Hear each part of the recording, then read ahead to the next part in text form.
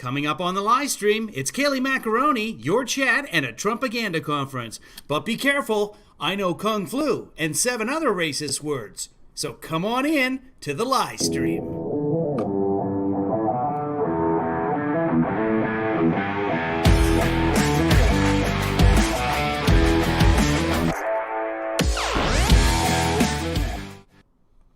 Welcome, everyone, to the live stream. We have a KKK-Lie Macaroni conference coming up here that's kind of interesting. So I wasn't able to get going with this earlier, so I apologize for the delay. But, you know, what do you care? Dr. Elise is in here already. Oopie. I'll just call you Oopie because that's what I see on my screen. Welcome, Oopie. I love that. You can change your name for me. So I just see, you can see on the chat window over there, if you're just joining us, you can see what I see as your name. And it's funny, too, because some people, I don't even know, they have multiple names on multiple platforms. I don't even realize it's the same person. So we got several new patrons over the weekend. If you'd like to be a patron, just go to Patreon. And the easy way to get there is kevinleefather.com. And you can help support the broadcast here. We had a fantastic rally, had rave reviews of our rally, at least our coverage of the rally on Saturday. And I have been practicing drinking one-handed. So I was going to do a joke with this later, but I'm quite thirsty, so I'm going to hang on to it. Hey, David, how you doing? Marcy, good to see you. Nell, welcome. Kim, you're here. Great. We got a crowd here. Let's get going with the press conference. This is from earlier today. This is KKK-Lie Macaroni. Hey, human. Hello, hey, Mitch. everyone. This Producer past Father's Rich. Day weekend, we saw violence across the country, but we saw scant media coverage of this violence. Let's be clear here. These states are responsible for policing their streets. The governors, the mayors are responsible for ensuring that our streets are safe, that the American people are protected. And what we have seen is in far too many Democrat-run states and Democrat-run cities, we have seen violence and chaos. Hey, Producer Debbie. Hey, Nell. Nothing like the law and order hey, that Carol. we saw here in D.C. when President Trump stepped in and surged the National Guard. In Chicago, for instance, we saw over 100 people were shot and 14 tragically killed, including a 3-year-old was among the victims. David, the Daily Scant is a left-wing rag. Tragically reported that multiple teenagers were killed in Chicago this weekend as well. In Minneapolis, 11 people were shot and 1 person killed. One individual was a father of 2 who worked as a barber, and our hearts break for this family. Also in That's actually true. At random, I did put up a Twitter poll, not even a poll, just, hey, should I stream the John Bolton interview about his book, or should I just put the camera on Kevin Lee Kitty for an hour? Oh, like 45 people. Cat. Nobody was interested in Bolton. Democrat-run New York City, we saw that the New York Post reported that there was 1 shooting. Here's the thing. If the people in the cities were so upset with the Democrats that ran their cities, they would stop voting them in over and over and over and over and over per hour and over. This Saturday. Absolutely. Hey, Producer Joanna. Hey, JC. With 24 people shot on Saturday alone. And then in Democrat-run Seattle, we've seen the autonomous zone, otherwise known as CHOP, C-H-O-P. No, okay, so if you want to say it's the autonomous zone, it's Chaz, C-H-A-Z, autonomous zone. Occupied protest, CHOP, Capitol Hill occupied protest, that's CHOP. 1 person was shot and killed in this autonomous zone run by radical anarchists. And Pick also we saw another shooting there yesterday. So there's the logic. 99 people shot in Chicago, bad. 1 person shot in the autonomous zone, also known as CHOP. Oh my God, what? Yes, we have guns. It's America. You want to do something? Address the guns. As well, and Democrat mayor of the city called CHOP, quote, the summer of love, but it has been nothing of the sort, clearly, with 2 individuals shot, 1 person shot and killed. It is the responsibility of governors to protect their states, to police their streets. The police power rests at the state level. Literally the most important thing, the first power, the first responsibility listed in the Constitution for the executive branch, the government, is to protect the people. And we expect mayors to step up and to do their job, and governors to step up and do their job in the mold of President Trump, who secured D.C. after a night of lawlessness 2 weeks ago. Finally, the defund police movement is misguided. It will only hurt the vulnerable citizens of American cities the most. Let's take a look at the president securing the peace in D.C. Our nation's capital are denying today that they used tear gas to disperse peaceful protesters so the president could take a photo op. They were. In a statement, the D.C. Park Police Force insisted cops use smoke canisters and pepper balls. No tear gas was used. That was but a lie. Australian reporter Amber Brace, who was shoved and hit, says it sure felt like tear gas to her. What we do know is that there were people who were profusely crying. There were people that could not breathe. I've still got a very sore, what feels like a burnt throat from whatever it was. Whether it was tear gas or smoke, it hung in the air as the president made his way to St. John's Church. Reporters with the president say it stung their eyes. You can hear someone coughing. Now doctors are warning that its use could help spread COVID-19 because it can cause lung damage. When they are injured. So there's the president keeping the peace with the American protesters. That's what Kaylee wants to see. It's sad, and it is shameful. It is sad. And with that, I'll take questions. Oh, Yes. good. Kaylee, thank you. Has the president actually directed officials to slow down the rate of coronavirus testing? No, he has not directed that. And in fact, I would note that first, we continue to test about 500,000 per day, about 500,000 people per day. $1.8 billion is invested in NIH to find new testing capabilities. Any suggestion that testing has been curtailed is not rooted in fact. And yeah, I would just note the extraordinary efforts of this administration. More than, at this point, 26.7 million tests, and we should be north of that.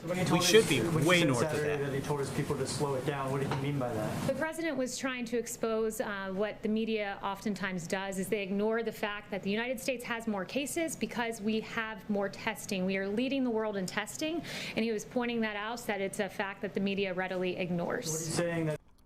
He was talking about the media, but he mentioned the media about 3 minutes before that, and then started talking about ventilators, and then he got on to testing, and then he said if your kids got sniffles, and then he then he went on to some rant about opening the schools, and the crowd went nuts. All 16 of the people at the rally were like, yeah, woo! And then the next day, Peter Navarro was asked about it on State of the Disunion.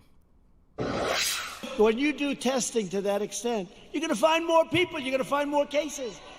So I said to my people, slow the testing down, please. Come on now, Jake. You know it was tongue-in-cheek. Did the president? Come on now. That was tongue-in-cheek. Please. I don't know that it was. I don't know that it was tongue-in-cheek at all. I know it was tongue-in-cheek. tongue-in-cheek. He has said similar things for months. Tongue-in-cheek. He has said similar things for months. But you know what? We got. But he has said similar things for months. That over 30 million people unemployed, and we've seen over 100,000 people die because of the China Wuhan virus. Let's talk about some serious issues, Jake. I don't want to go there. I think there's some really important things. I'll break a little news for you. I think testing is a very serious issue. I'm not the one making jokes about it. You're the one that said the president it was a light moment. The president was being tongue-in-cheek. All right, we're 60 seconds into a tongue-in-cheek thing. Ask and answer it. I think tongue-in-cheek. The president saying that he slowed down testing was tongue-in-cheek. So earlier today, the president was asked if he was being a jokester. He really needs to come up with a catchphrase. Something like, and I told everyone to slow down the testing. Oiga volta. Yeah, just so we know when he's joking. He was asked if he was joking. Staff to slow the testing down to improve the numbers. Does that mean someone watching this right now on their local news is not going to get a test because you asked your staff? We do more testing. Fact check. Nobody watches local news. Than any country in the world by far. 25 million tests. Other countries do 1 million. Every time you do a test, as you do more tests, it shows more and more cases. So we're so far advanced, both in terms of the quality and the amount. And we're doing all these tests, and it shows cases. If other countries aren't doing, or if we did slow it down, we wouldn't show nearly as many cases. You're showing people that are asymptomatic. You're showing people that have very little problem. You're showing young people that don't have a problem. But we're doing so much testing, 25 million tests. So if a young person has a coronavirus, they don't have a problem. just everybody that they know has a problem. And the president's right. As Dr. Lisa just pointed out there, 10 or more of his staffers have tested positive since the rally or right before the rally. He needs to stop testing his staffers. Nobody thought that But did you ask to slow it down? If it did slow down, frankly, I think we're way ahead of ourselves, if you want to know the truth. We've done too good a job, because every time we go up with 25 million tests, you're going to find more people. So then they say, we have more cases in the United States. The reason we have more cases, because we do more testing than any other country by far. We have 5% of the world's population. We have 25% of the world's cases. We have 26% of the world's deaths. He told his people to slow down testing is not true. It was a comment that he made in jest. It's a comment that he made in passing, specifically with regard to literally every comment you make is in passing. The media coverage and pointing out the fact that the media never acknowledges that we have more cases, because when you test more people, you find more cases. Which we would all get if he wrapped it up and said, them. That's why the fake news media, they're doing. Instead, he goes off about how we need to open the schools because kids don't get sick. Is it appropriate to joke about corona? Well, you can watch the rally. He talked about having dinner with Governor Murphy in New Jersey, and how only one kid had died, so kids don't die. Coronavirus when 120,000 people have died? He was not joking about coronavirus. I just said he was joking about the media and their failure to understand the fact that when you test more, you also find more cases. Slow down the test is tongue-in-cheek, but that's not about the coronavirus. That's about other tests that aren't, because media.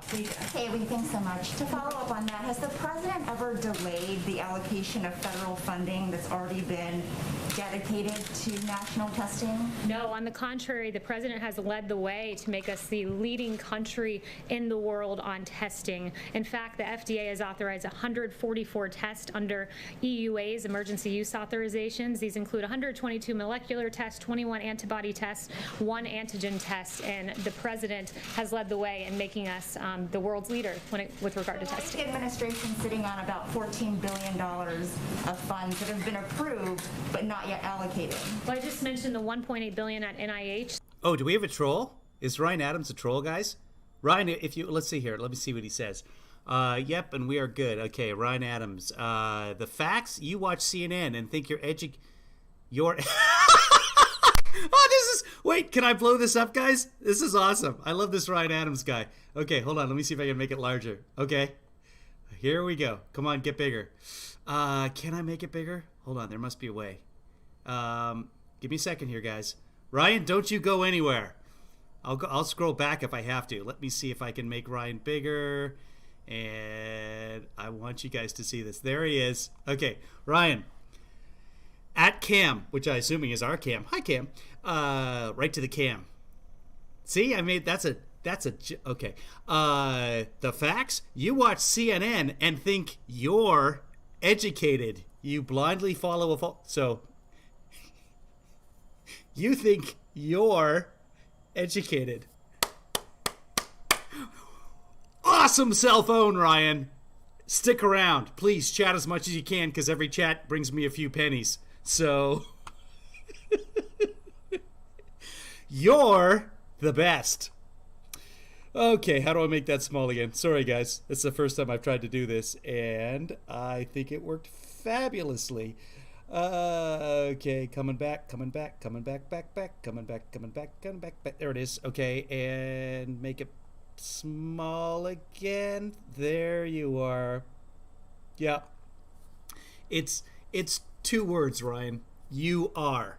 And when you do that, you put the 2 together, you get rid of the A, so it's your, but you have to use an apostrophe, a sky comma up at the top, like that. Your. You can see the example. Let's see if I can show you with the cursor. Right here. See what Kim did right there? Your. You are.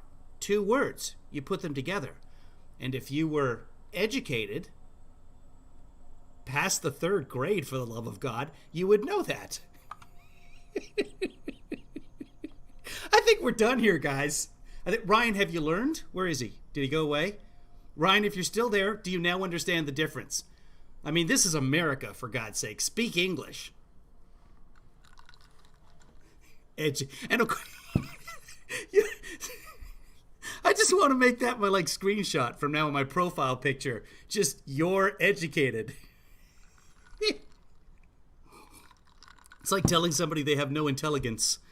Okay, back to Kaylee. Thanks, guys. Thank you, Ryan, if you're still here. Thank you. You've made my day. I literally took an hour and a half nap today. Hey, I'll tell you a little something about my day before we move on. I'm going to be on October 3rd. Save the date. It's Mean Girls Day.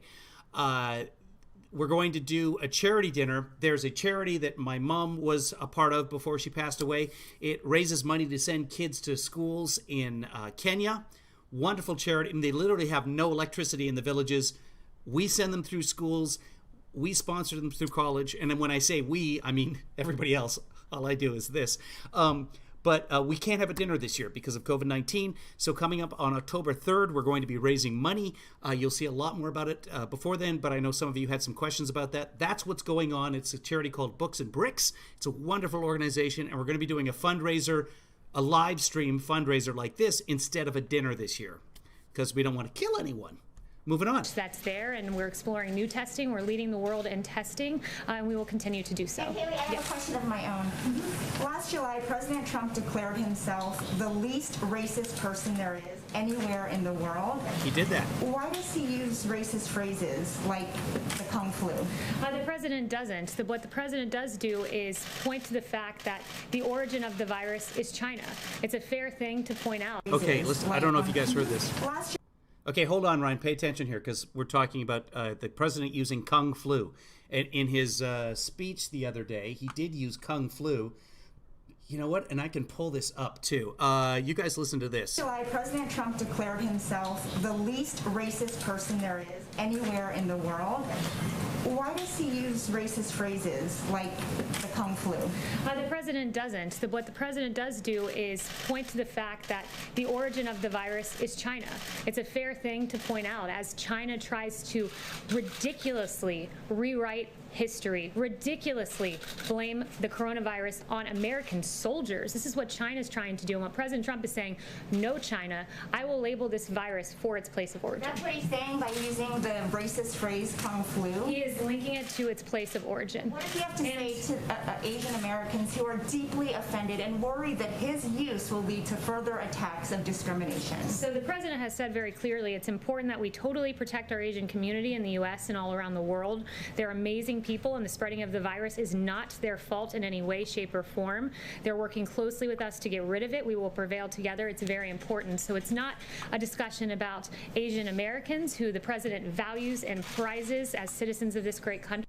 I'm just going to interrupt here. Human, great comment. It is the oranges of the virus. The oranges. It is an indictment of China for letting this virus get here. And I would also point out that the media blames President Trump for using the terms China virus and Wuhan virus when they But we're talking about the Kung flu virus. Themselves have used these very terms. The New York Times called it the Chinese coronavirus, Reuters the Chinese virus, CNN the Chinese coronavirus on January 20th, Washington Post January 21st. But we're talking about the Kung Chinese flu coronavirus, and I have more than a dozen other examples of the media using Kung flu virus. Kung flu is extremely offensive to many people in the Asian American community. To be clear, are you saying the White House does not believe it is racist? To be clear, I think the media is trying to play games with the terminology of this virus, where the focus should be on the fact that China let this out of their country. The same phrase that the media roundly now condemns has been used by the media. I can go more examples. Wuhan virus, CNN said on January 22nd, and we can go on and on and on. So while the media wants to focus on nomenclature, the president's going to focus on action. Yes. Okay, let's stop there, and we're going to take a look at some of that stuff. Her claim is that China blames the U.S. That whole conspiracy theory was started on OAN, and OAN are the people in the back of the room that the White House press correspondents have kicked out of the organization because they refuse to wear masks, and they're not supposed to be in the room, but they always stand near the back. Usually Kaylee asks them to ask the last question to set her up to read something out of the nonsense binder, and then she walks away. That's how it works. This is where the whole the U.S. came up with the virus in some sort of lab in North Carolina. This is where it came from. Let's see. Scientists say it comes from bats, but some are questioning the nature of the virus, noting some unusual and unnatural compositions of the virus. Is something amiss? Greg Rubini, a citizen investigator and a monitored source among... Greg Rubini, a citizen investigator. Greg Rubini, it turns out, is a sound engineer in Italy. That's who they're basing this conspiracy off of. Let me look at the guy. Can you not just tell by looking at, like, no, I'm not gonna just... Where is your tinfoil hat in the background there somewhere? What is this anyway? I have no idea what's going on in any of this. A certain set in the DC intelligence community, a citizen investigator and a monitored source amongst a certain set in the DC intelligence community. A citizen investigator and a monitored source. She's the female equivalent of comic book guy. Worst citizen investigator ever. Community raises intriguing connections linking the... He does look like Dave in 2000 and Run. You're absolutely right. Wuhan coronavirus to a biosafety level 3 lab in North Carolina. In December 2015, the National Library of Medicine published a study by 15 virologists and medical experts. The article warns, SARS-like cluster of circulating bat coronavirus pose threat for human emergence. Turns out the scientists in the study have studied coronaviruses for collective decades. This particular medical article elaborates how a team of scientists, in studying how SARS and MERS were transmitting amongst humans, took a strain of coronavirus from the Chinese horseshoe bat and modified it using gain-of-function technology. They then injected this strain of coronavirus into the spinal cords of mice. The article is a fascinating exploration of what happens. In the process of warning the medical community of the lurking dangers of coronavirus in bats, the study appears to have taken the virus and amplified its contagion ability to... Amplified. Is that a medical term that I'm not aware of? Is that what they do in the stock footage of the labs that they use? They amplify things?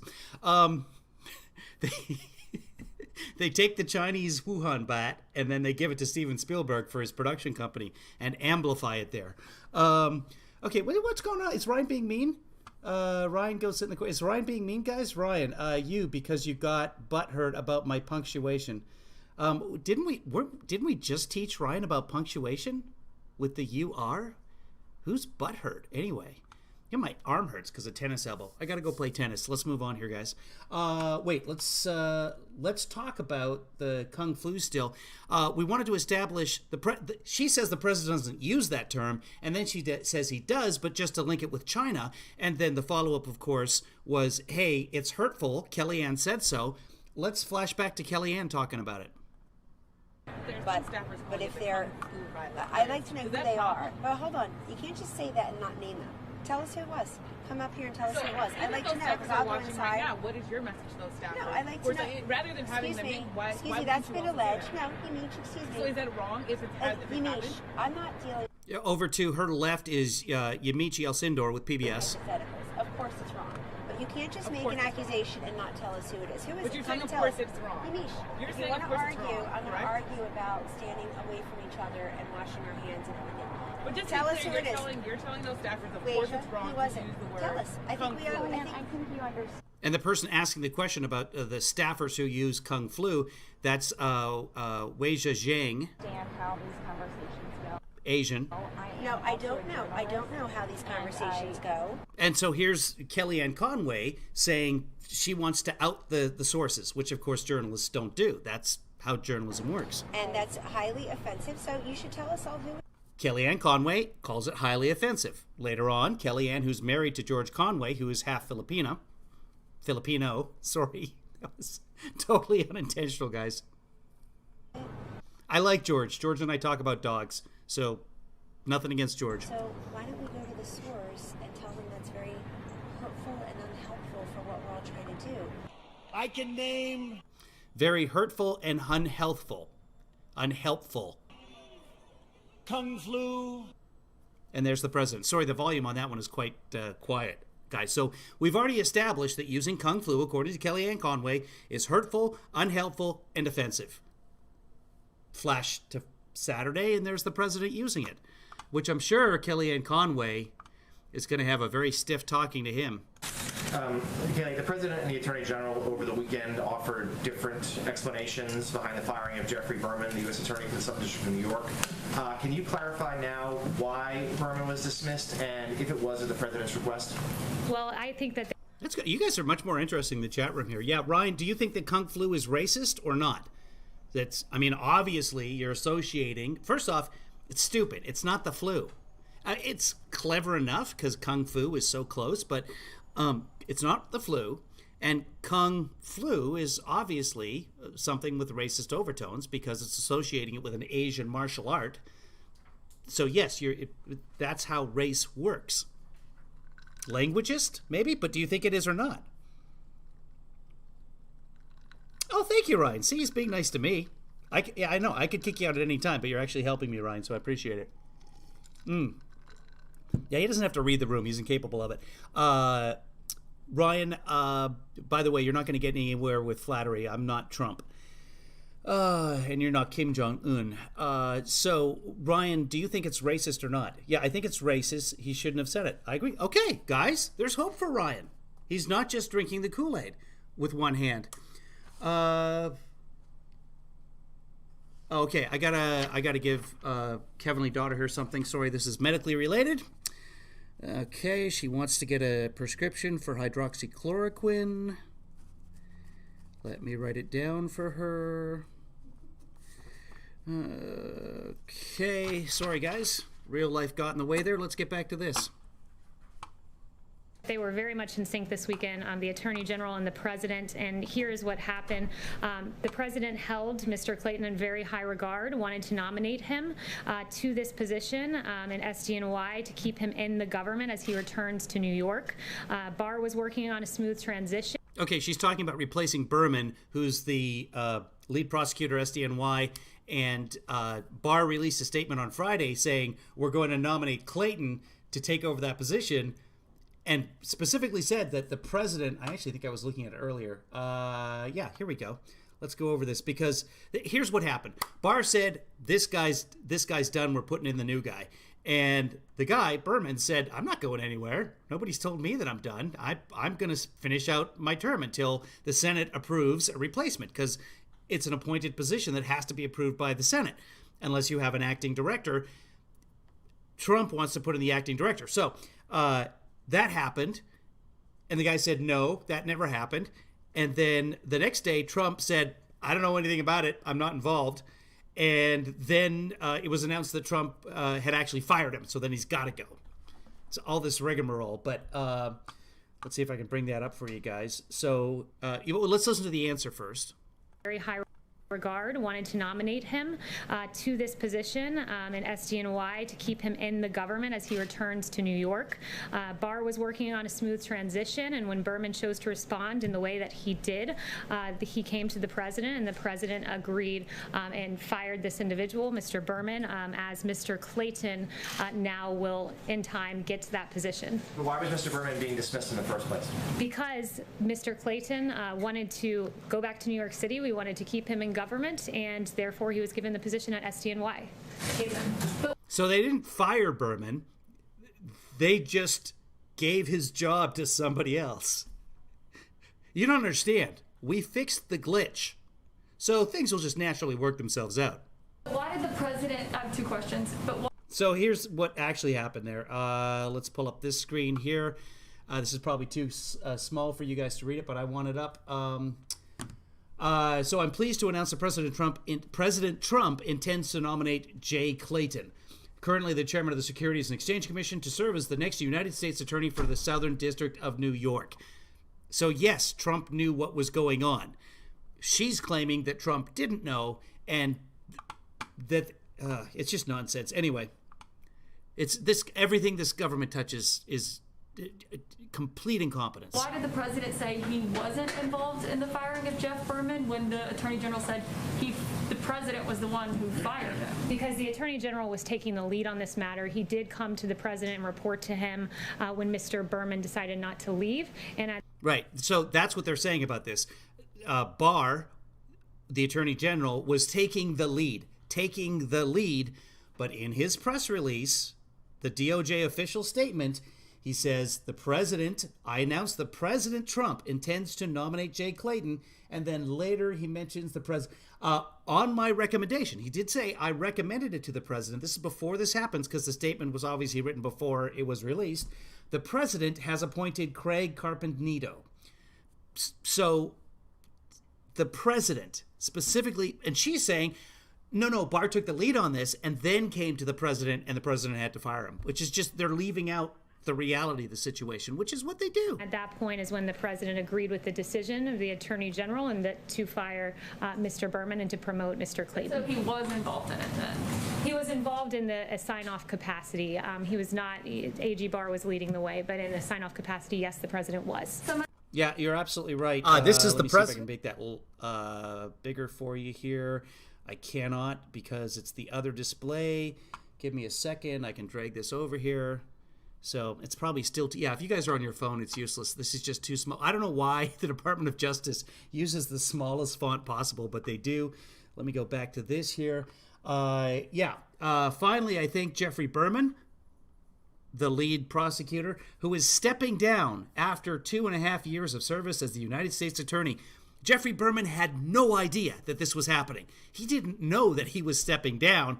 And eventually they had to fire him because he wanted to stick it out because he's busy investigating Rudy Giuliani, who's the president's personal attorney. So, because it's his brand, President Trump decided that he would fire the people investigating him. My second question on testing is, you said the president made that comment in jest about having people slow down the testing. The vice president just said that it was made in passing. When Pierre Navarro said it was tongue-in-cheek. But when the president himself was just asked by a reporter like an hour ago, he did not say that he was just joking when he said that he told officials to slow down the testing. The president instead used that... Where you been, Kate Cotlin? Never mind. Opportunity to extol the fact that we've done more than 25 million. I was just looking at a tweet by Tom Cotton. So then Caitlin, I can't even. All right, good night, everybody. That we're finding more people because we're doing more testing. And I would note that what the vice president said and Peter Navarro, whether it's in jest, in passing, or tongue-in-cheek, those are all synonymous. Well, why is that funny? Justin. And I just want to note, to follow up on BJ, you don't even have to answer this. The media has never called it the Kung flu. Calling it the Chinese coronavirus and calling it the Kung flu are very different things. The media and your network specifically called it the Kung flu. The media and your network specifically have repeatedly used the term China virus and Wuhan virus, and then gone on to deride the president as somehow using a term that they themselves have never used. So we can go through CNN's history. So, would you listen to what she says there? They've gone on to deride the president for using a term that they never used. Yeah, that's exactly what's happening, because they didn't say Kung flu. And Wuhan virus, and then gone on to deride the president as somehow using a term that they themselves have never used. So we can... Right, that's exactly what's happening. You stand here saying that I'm murdering people when you've never murdered anybody. Can go through CNN's history. I'd be more than happy to go through CNN's history. On February 9th, you guys talked about the Wuhan coronavirus. On January 23rd, you guys talked. So we can go through CNN. This is just evidence that you don't. It's all in the eyes. Communication is all in the eyes. Just watch every ounce of incredulity just come right out of Caitlin's eyes. History. I'd be more than happy to go through CNN's history. On February 9th, just like what? You guys talked about the Wuhan coronavirus. Yeah, but we're talking about the Kung flu. You said Kung flu, Kung flu, Kung flu, Kung flu. On January 23rd, you guys talked about the Wuhan coronavirus. On January 22nd, the Wuhan virus. I can write it all out for you and detail it for you in an email. Kaylee, yes, Justin. To admit that. It is not the same thing as calling it the Kung flu. And she's just going to move on and go to Justin. It's not the same as calling it the Kung flu. Justin, this is what they do. I first want to just follow on what you were just talking about with Berman. So Obviously, the president made the decision to nominate Clayton for the job, and that led to the sort of kerfuffle that we saw over the weekend.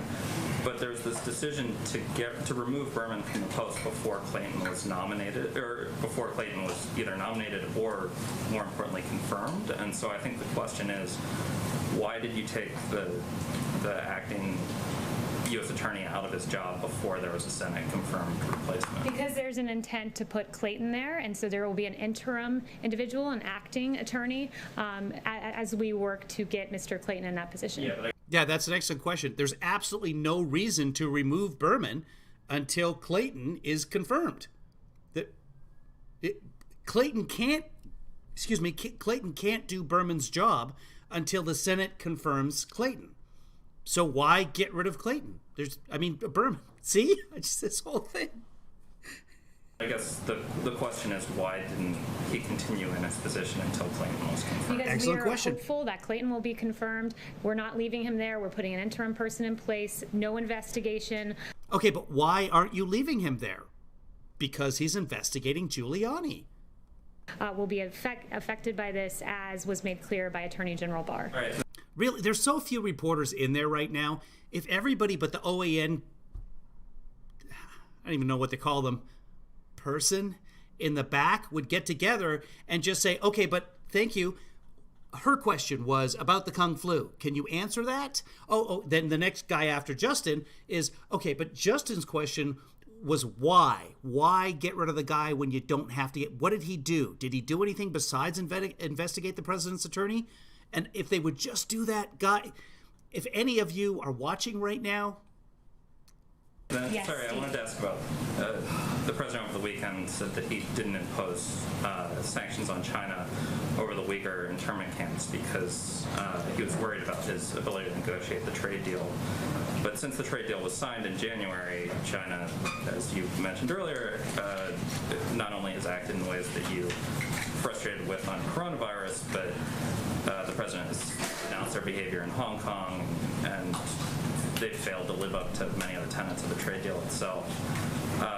At the same time, the president signed an executive order on international religious liberty. So I'm wondering when, if ever, is the president actually going to sanction Chinese officials under either the original legislation or the legislation he signed last week? So I'll get an update for you on that. But what I will say so far is, and you noted this in your question, that he signed legislation to hold China accountable for the treatment, for their treatment of the Uyghurs and other minorities in China. But he also previously has imposed visa restrictions on Chinese officials for roles in China's treatment of Uyghurs and other minorities. He's blacklisted companies that were complicit in China's treatment. He has taken strong action, but I will get back to you on that.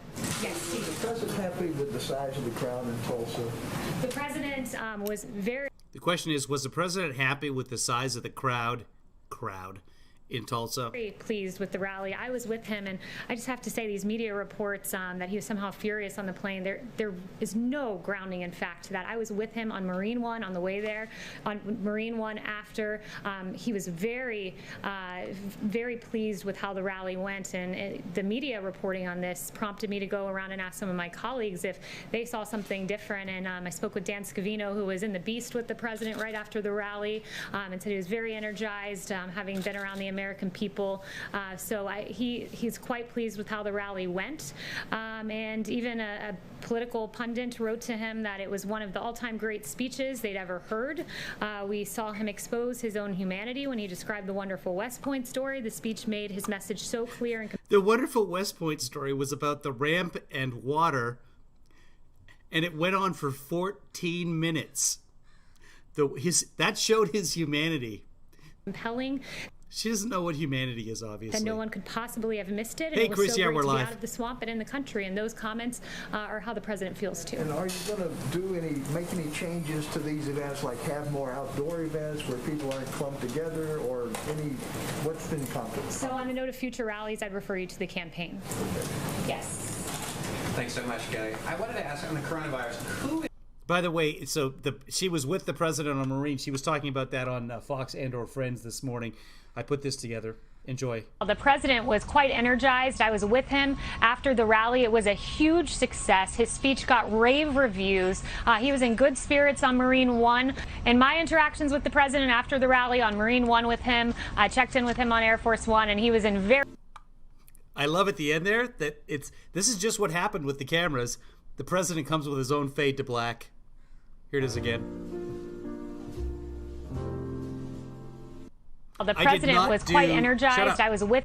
I did not do the Charlie Brown music. That's somebody else who put that. I just took it and edited that piece of it out of there because I love the fade to black. I don't have the Jurassic Park one. Does anybody want to see the Jurassic Park one? I can get that. If you do, let me know. I'll keep checking. Let's move on. Who is the most senior person at this time who is focused full-time on coronavirus with no other duties, simply coronavirus? Who would that person be, and what type of authority does this person have to spend U.S. resources? So in the Trump administration, we're quite good at doing two things at once. We're expected to do many things at one time. The vice president is continuing to lead the task force. They meet regularly. Dr. Fauci is there. Dr. Birx is there. Dr. Redfield is there. They're regularly talking to governors. They had a governor's call today. The president is regularly briefed about the state of coronavirus and is regularly involved in decision making as we move forward. Is there a specific person who's focused on this full time with no other duties? A lot of people are focused on this full time. The most senior person. Who is Dr. Redfield, Dr. Birx, Dr. A lot of people are focused on this full time, and I'm going to name the people that aren't. Fauci, all of our experts are involved. The vice president leads the task force each and every day, but we do many things at once in this administration, and we've done quite a good job with coronavirus, and it's we're pleased to see that it's a tragedy anytime a life is lost to coronavirus, but we are pleased to see that yesterday for the first time there were under 300 fatalities. So we are trending in the right direction. We're aware when there arises here and there, and those embers we are equipped to put out and to save as many lives as possible. And thanks to President Trump, could have lost 3 million lives, but we lost far fewer because President Trump took action early. Yes. Okay, some of you wanted to oh wow, David mentions here, even the Epoch Times panned that speech. The Epoch Times is a very weird newspaper group founded by a religious sect from China that is very pro-Trump. In fact, they're the #2 spender on Facebook before Facebook take them off, behind the Trump campaign on Trump advertising. Some of you wanted to see the Jurassic Park version from the Lincoln Project. Here it is.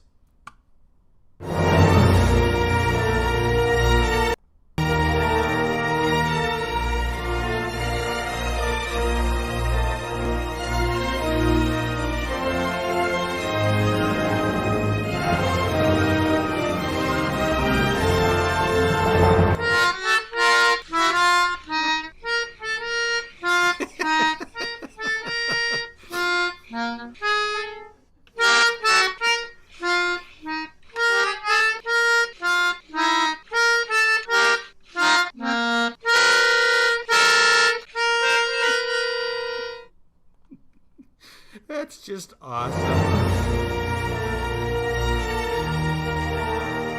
Okay, you be quiet. Back to Kaylee. Well done, Lincoln Project. Here's to you.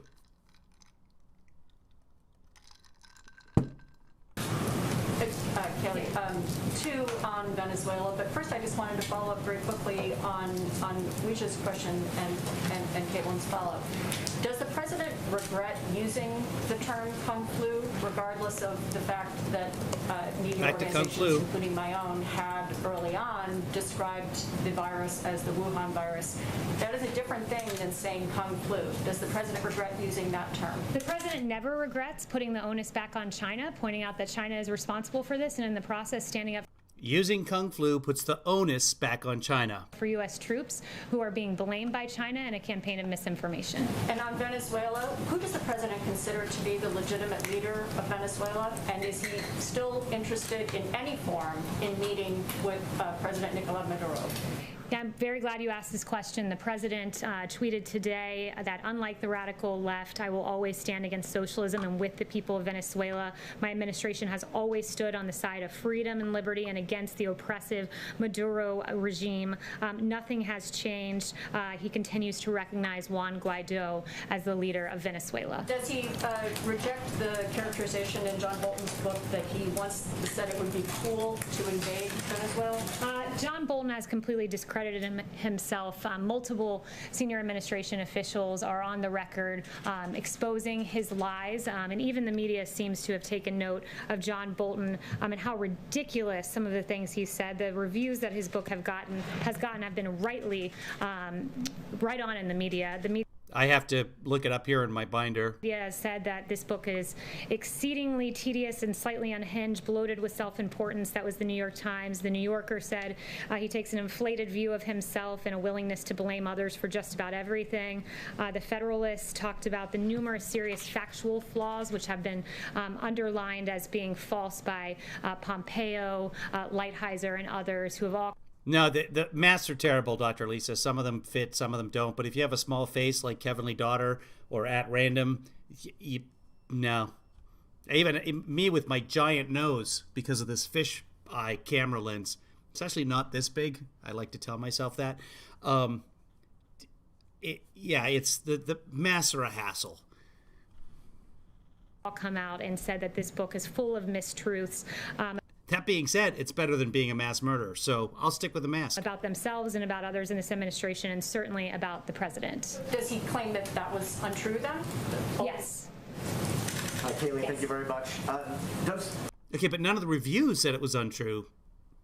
I wanted to go back to the SDNY and Berman. Was Jeffrey Berman fired because of investigations that he had overseen into President Trump's associates, including Rudy Giuliani and Michael Cohen? Was he fired because he had overseen those investigations? What's she going to say? No, he was not. And as I noted earlier, and AG Barr noted, this will not disrupt the cases being handled by the district, which will proceed as normal. But is the president of the White House not at least concerned about the appearance of impropriety in the firing, given that those cases were being handled in his office? The administration has very clearly outlined the reason that he is leaving, and it is because Mr. Clayton will be moved into that role. Quick follow-up there, but he's not there yet, so why not just leave him where he is? Morgan. Thanks, Kaylee. Is the White House concerned about the fact that coronavirus cases are now rising on a national basis after having plateaued, and does that require any new federal action? I think it's a very important question you're asking, and what I would note is the fatality numbers. We're pleased to see that number coming down. I would also... Yeah, the fatality numbers are a trailing indicator. As you guys all know, the fatality numbers are 5, 6, 7 weeks in the future. So we did clamp down. Everything was closed. And so the fatality numbers have been falling. Now things are rising. In fact, not just in particular states, but overall throughout the country. I'll pull up some states in a second here, but let's go back to her.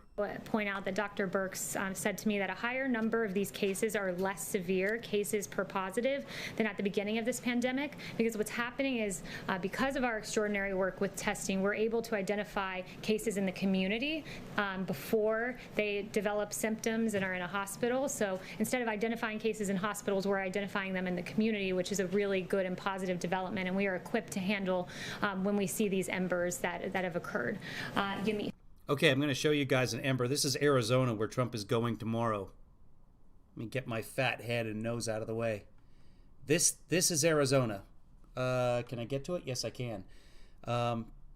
Pretty good, pretty good. Then they reopened, and then boom, which is exactly what I told you guys was going to happen a couple of days ago, that we would start to see an almost straight line up, because we can't, because time, linear. But yeah, that's Arizona.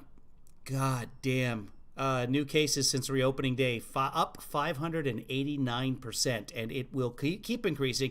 And we're not going to see the deaths from that increase until 4 to 6 weeks from today. I'm lying. 3 to 6 3 to 7. Anyway. Hi, thanks, Kaylee. I have 2 quick questions. The first is on the president has attacked the move to remove Confederate statues across the country. He said that it was an assault on, quote, our heritage. What does the White House and the president say to Americans who find it offensive to glorify people who owned other Americans, including enslaved African Americans?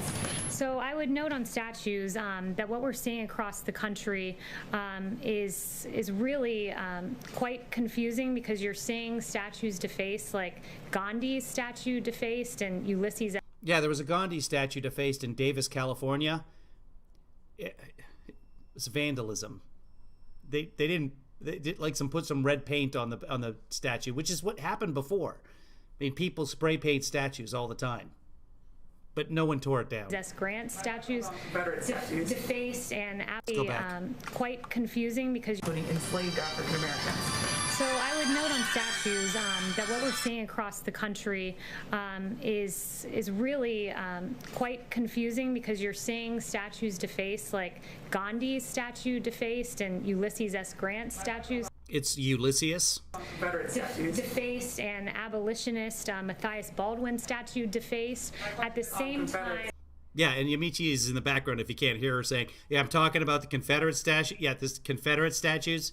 Okay, but the Confederate statues, and Kaylee Macaroni is like, okay, but I'm going to read you a list of things that CNN has said on the air about cabbage. Hold on, I got it right here. On April 27th, CNN said cabbage is delicious. On April 29th, we're being told that George Washington's statue needs to come down and Thomas Jefferson's statue needs to come down. Where do you draw the line, from Gandhi all the way to George Washington? And I get it. I get both sides, but there's a very easy line to draw. If you attacked the United States of America, you do not get a statue of yourself. It's pretty simple. You want to take down everybody who owns slaves? Yeah, but that's going to be everybody who founded this country. I mean, let's face it, guys. This country was founded by a bunch of land-owning, slave-owning white people, and not those Irish. It seems the American people very much agree with the president on this, on not bringing down these statues. Less than a third of those polled, according to Morning Consult, think these statues should be taken down. 61% oppose it, according to Marist. 62% according to Marist. So I would point that out, and I would say that when people watch these statue defacements and the beheading of some of these statues, like Christopher Columbus, where do you draw the line? Because apparently the line goes all the way to Gandhi. So this week, and then my second question is, going back to the issue of Kung Flu, I spoke to Kellyanne Conway in March. She said that it was highly offensive and wrong to use that term. She did. We saw that. She said it was harmful, offensive and harmful. Does the president agree with Kellyanne Conway, or is he now saying that that term is not highly offensive and wrong? Because again, that was Kellyanne Conway's own words saying Kung Flu is wrong. The president does not believe it's offensive to note that this virus came from China and to stand up for our U.S. military. Great. So we're just going to call it. I just want to say that it's got 19 different names. It's got the Ching Chong Chinaman virus. Military, who China is making. It's okay because I'm drawing a line between Ching Chong Chinaman and China, so that's fine. Active effort to completely defame, and that is unacceptable to the president. You're okay with now? Again, just to go back to what I said to Kellyanne, as I said to Kellyanne Conway, she said that it was wrong and offensive. Are you saying that she was wrong to say that? Chanel. Are you saying that she was wrong to say that? Oh, so now she's calling on Chanel with OAN. Yamichi's all like, okay, so is the president saying that Kellyanne Conway was wrong to call it offensive? Kellyanne Conway, who's married to a guy who's half Asian, is that? And she's just going on to OAN. So this will be the wrap up. I haven't even watched this part of it. I just watched the beginning earlier, but this is the part where she calls on OAN, and then she'll go to her binder and she'll answer some questions that OAN have set up. OAN will ask something ridiculous. She'll answer the questions and maybe some kind of note at the end there as well, and walk off. Exactly, the book drop, Rich. Thank you. Good term. I don't know, did I come up with that? If I did, great minds think alike. And so do we. John Bolton and his book. If he goes unprosecuted, does the administration feel that this would set, or does it fear that this would set... Chanel cannot read, as you could tell from her clip earlier. So listen. Wrong to say that? Chanel.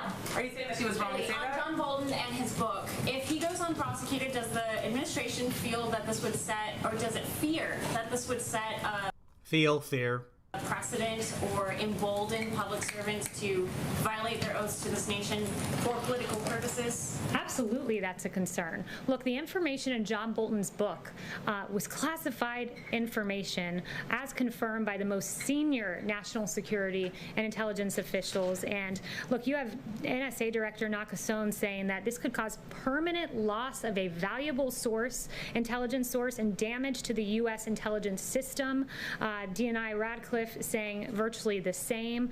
You have another government official saying the unauthorized disclosure of this information could reasonably be expected to enable foreign threat actors. This is the seriousness with which we look at this book, and the NSC looks at this book as they scan it for classified information. There's real damage that can be done. And for what? For self-promotion and publicity of a failed NSA director. For the same reason everybody in the Trump administration does stuff. Money. That's why. That's the motivation. It's very simple. And if you've got a guy who would do something, and you're the best judge of character in history, and if you've got a guy who would do something like sell out the security of the United States, maybe not hire him to be your national security advisor. Just a thought, since you're the best judge of persons. On Venezuela, also, could I ask about Maduro and Guaido?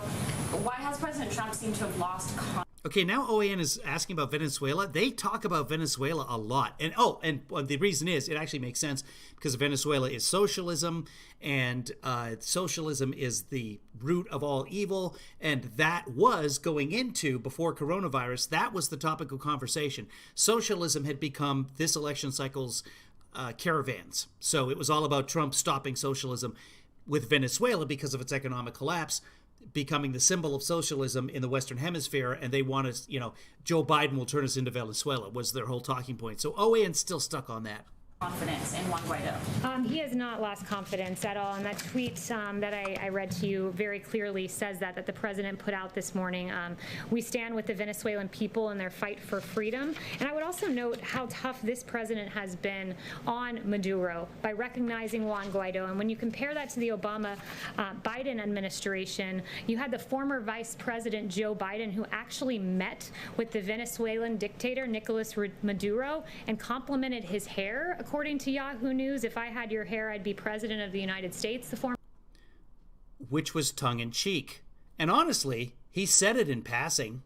Former Vice President said, and also the Obama State Department helped stabilize the Maduro regime by blocking sanctions, according to a 2017 Miami Herald report. So when you compare the actions of this president, we've stood against socialism and on the side of freedom. And finally, one thing that I just want to point out that was handed to me, wow, a whopping 7.7 million total viewers tuned into Fox News to watch the rally on Saturday nights. Big numbers. Wow, hold on, guys. That's actually important. So there's the book drop right there. Hold on a second. How many was it? 7 points? Thanks so much, guys. 7? Wow, a whopping 7.7 million total. 7.7 million. 7.7. Divided by 62. Carry the 2. 7, 0, 0, 0, 0. That is 1,241 times as many people as showed up to the rally itself. So, which they were super happy with. That thousands of people came out to the rally. I don't want to go through the pictures. You guys have all seen it. The place was empty. If you noticed earlier on the Fox clip that we showed, when they were showing Kayleigh McEnerney. By the way, I want to do this, actually. I want to replay a little bit of what we did there, because there was a second clip associated with what happened on Fox and/or Friends this morning. I want to play you the longer clip of that, because the douche on Fox and Friends, he actually pushes back and says, hey, we used to interview Donald Trump every single Monday morning, because news. But they did. They interviewed Trump every Monday morning for years on Fox and/or Friends. And Steve's trying to get out of her that Fox was angry about things. Let's watch. How angry was the president that there was just a sea of blue, empty chairs. The president was not angry at all. When Fox News is calling it a sea of blue, empty chairs. The president was quite energized. I was with him after the rally. It was a huge success. His speech got rave reviews. He was in good spirits on Marine One. And what the president routinely does is draw extraordinary turnout, as we saw, for instance, in the event with Prime Minister Modi. 50,000 people turned out. He was in a great mood. Yeah, he had an event where he was a guest of Prime Minister Modi in, I think it was Dallas. Pretty sure it was Dallas. I could be wrong. Fact check me if you want. Where it was the Indian American Conference. So these were all conference attendees to this giant conference. This was one of their events. They weren't there to see Trump. They were in the stadium for the conference, and Trump was a guest. So Trump did not draw 50,000 people. I went and I watched the Super Bowl, and 75,000 people showed up just to see me watching it. It was a great night, and there was a lot to celebrate. Kayleigh, you're saying he was not furious because we've known Donald Trump. He was on this show every Monday for years. That guy who used to be on our show would have been furious that something went haywire. When the deuce isn't even buying it? In my interactions with the president after the rally on Marine One with him, I checked in with him on Air Force One, and he was in very good spirits. Spoke with him again about the rally yesterday, and it got rave reviews. His speech was very good, focusing on all the accomplishments of this administration, and he is he's in his best mood when he gets to speak directly to the American people, because that's what he loves. How? Yeah, so the speech did get rave reviews. There's media bubbles out there. And you're in one bubble right now. I'd like to believe that my bubble is a Venn diagram. So 2 bubbles. I have 2 bubbles. That's my worst pickup line. Yeah, the right wing, the blogosphere, or whatever you want to call it, all the right wing nuts loved this speech and talked about how great it was. For example, the humanity that the president showed when he went on for 14 minutes about drinking water in ramps. That's what happens. Okay. Producer Joanna says rightly. So what did Lisa say? Lisa said, next time these staffers will book a place with red chairs. Watch. Or maybe not book an entire outdoor event that has to be canceled because there was no overflow. There was no flow. There was a drip. It wasn't even a live stream. Okay, guys, I'm going to wrap this up. There's 2 interviews with the president today. I might cover 1 or 2 of them. One was on the Christian Broadcasting Network. I haven't watched it yet. I'm not even going to watch it, but I have seen a couple of quotes from it, and it was super weird. So I will bring that up. Look, do we have some trolls in here too? I don't know. Anne-Marie, Mark, welcome. Go ahead and chat all you want. I get paid when you do, so I appreciate it. Make me some money. If you'd like to make me some money, the best way to do it is to go to kevinleefather.com. You can become a patron here. It's been a wonderful week.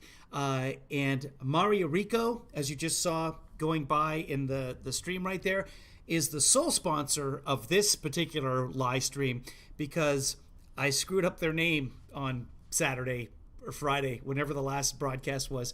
And so they get to be the sole sponsor. So if you run into Mari, let them know. Thank you very much for sponsoring this particular segment of the live stream. That's right. Dr. Lisa has joined on with $1.80, which is, I'm not good at math, but that's like 100 times 38 cents per annum. So thank you, Dr. Lisa, for coming on board. Dr. Lisa, I don't have your name in the credits yet, but it will get there. Kim is also, Kim, you're going to be in there with Dr. Lisa because you're both in the Dollar Shame Club, so I appreciate it.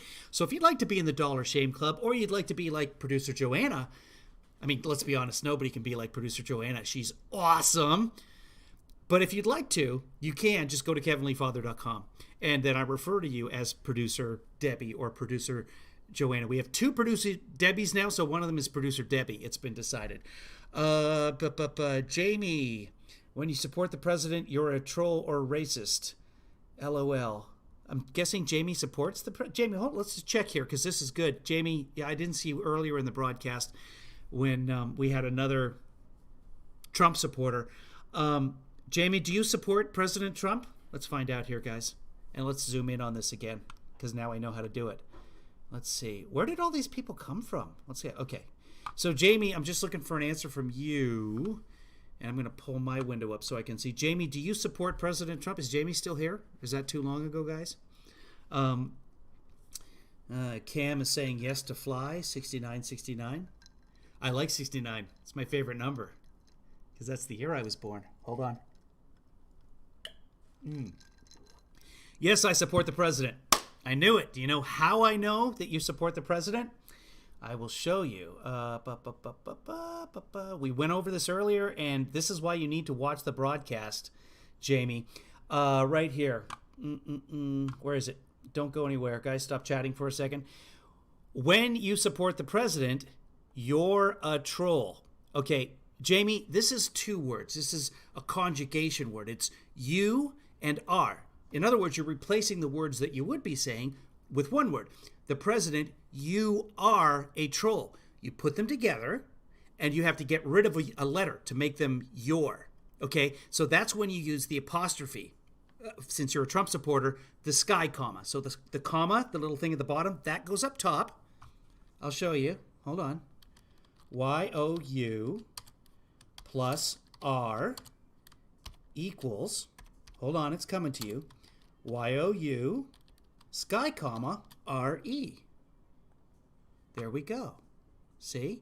That's how I knew that you're a Trump supporter, because you either are from another country and weren't educated in English growing up, or you were educated in the public school system in the United States, and you're a fucking moron because you couldn't figure this out in the 3rd grade. That's how I know you're a Trump supporter. I mean, without fail. But do me a favor. I hope you've learned. If you're not a fucking moron, then now you know that it's 2 words. You've absorbed this. I don't know what you were doing in the 3rd grade. Maybe you were ill. I don't know. I don't want to speak ill of you. Perhaps you're not a fucking moron, and you'll stop supporting the president. That's my hope. Now that you've learned something and you're capable of learning, you can go on with your life. Okay, typing fast because you don't understand logic. I fail to see the logic in there, so you've bested me, my friend. At random, Chris Wilson, accept all caps guy. He stuck around the whole time. Yeah, they don't stick around very long. Besides, no one's going to stick around very long because I'm going to roll the credits in a second. So later, I don't know if you guys can see. Watch this. Yeah, see how I'm glowing here now? The sun is starting to come into the room, so I can't broadcast during this time because I heat up too much. And hey, I'm pretty hot to begin with, ladies. You know who's hot? All of you, for helping out this broadcast. You know who's really hot? Everybody in this closing credits sequence.